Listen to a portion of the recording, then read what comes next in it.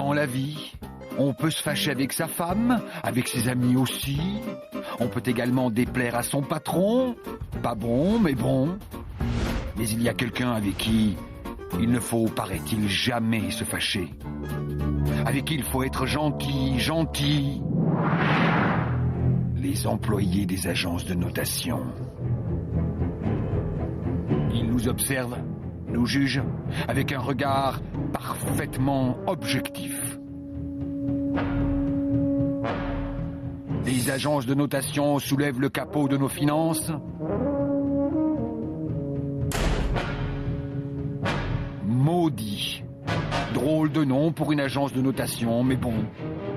On ne connaît pas leur visage. On sait juste que quand ces gens-là se fâchent... Ouï.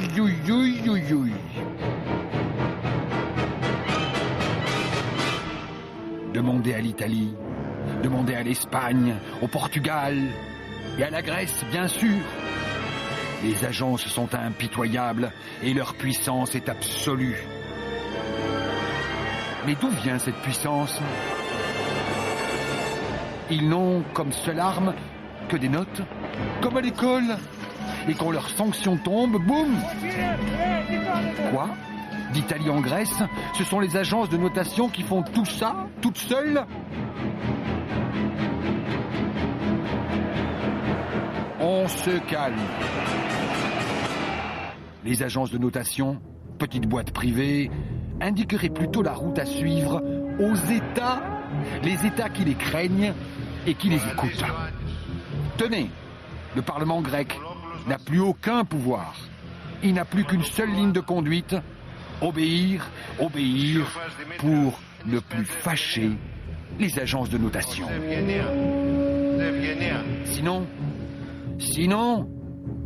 Sinon, les agences de notation indiqueront qu'ils sont bidons et qu'ils ne peuvent rembourser leurs dettes.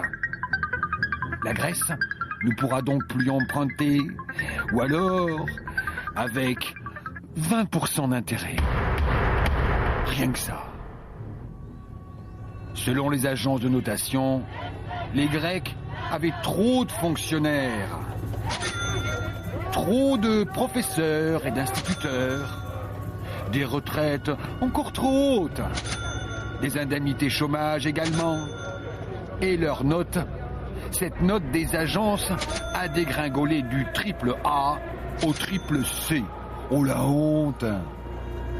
À cause de ce triple C, voilà les Grecs coincés. Mais s'ils virent 2 fonctionnaires sur 3, s'ils demandent à l'école publique de privatiser, s'ils privatisent aussi la santé, s'ils remontent l'âge de la retraite à 70 ans, ben voilà, c'est pas difficile de leur faire plaisir aux agences de notation. Bon, bien sûr, socialement, ça, c'est la Grèce.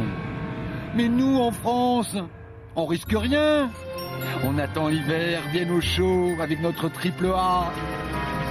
Et si jamais on le perdait, ce triple A, nous dit-on, il se passerait quoi ? Une catastrophe. Un cataclysme.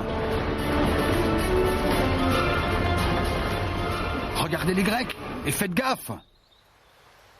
Il ne faut pas les énerver. Nous ferons tout et nous mettrons tout en œuvre pour ne pas être dégradés. Alerte ! Alerte ! Mettre tout en œuvre plutôt que de les fâcher, j'ai compris. Il paraît même qu'au sommet de l'État, ils pensent plus qu'à ça.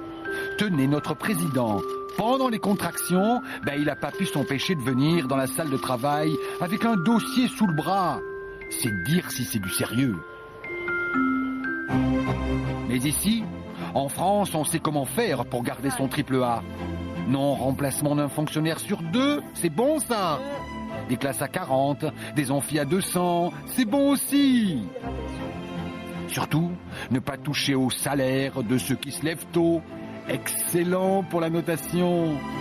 Et l'hôpital public, il voudrait pas non plus. Faut qu'il se sacrifie aussi. Tout plutôt que de perdre cette note. Quant aux retraités, ils ont de quoi avoir les boules. Mais grâce au sacrifice généreux de nos anciens, nous allons pouvoir garder notre note de triple A et emprunter de l'argent à 3%. Privilège des bons élèves. CQFD. C'est là le monde parfaitement logique des agences de notation. Cela dit, si on creuse un peu, vas-y Luna, Luna c'est mon chien, eh bien on trouve un drôle de truc qui n'est pas dans la version officielle. Les agences de notation donnent à l'Allemagne, Dankeschön, et à la France, merci beaucoup, le triple A. Sauf que l'Allemagne a un taux à 2%. Et nous, à 3%. Ah ben pourquoi? Vas-y Luna, creuse encore. Les soi-disant infaillibles agences de notation ont donné un triple A aux pires banques américaines jusqu'à la veille de leur effondrement. Oui, ils n'ont rien vu venir. Ni les subprimes, ni même, vous vous souvenez de Madoff, l'escroc de Wall Street, avec ses 65 milliards volés, il a eu un triple A jusqu'au bout.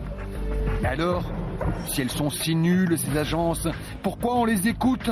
Le doigt sur la couture du pantalon, hein? Nous ferons tout et nous mettrons tout en œuvre pour ne pas être dégradés. Et si les agences de notation n'étaient en fait qu'un utile épouvantail? Qu'ils répètent en boucle pendant qu'on déshabille l'État pour son bien. Moi, cet automne, c'est décidé, je me mets aux travaux manuels. Ça pourrait servir d'Athènes à Paris. Et pendant cette campagne qui s'avance, mais d'avis que le triple A, on va nous le resservir plus d'une fois. Mais aucun candidat n'ira jusqu'au bout pour vous dire ça. Et laissez-moi vous dire une bonne chose. Si je suis élu, il n'y aura aucune amélioration. Les professions de santé, qu'est-ce que vous croyez? J'y peux rien. Les écoles publiques iront de pire en pire. Et vos retraites, vous pouvez oublier. Tandis que les impôts décolleront. Mais rassurez-vous, je vous le jure, je vous le promets, nous ferons tout pour garder notre triple A et nous le garderons. Et cette chronique, les agences de notation, elles lui mettent combien? Ah non, c'est juste leur rire. Ou pas. Le 11 avril 2003, Xavier Flactif, sa femme Graziella et leurs 3 enfants, Sarah,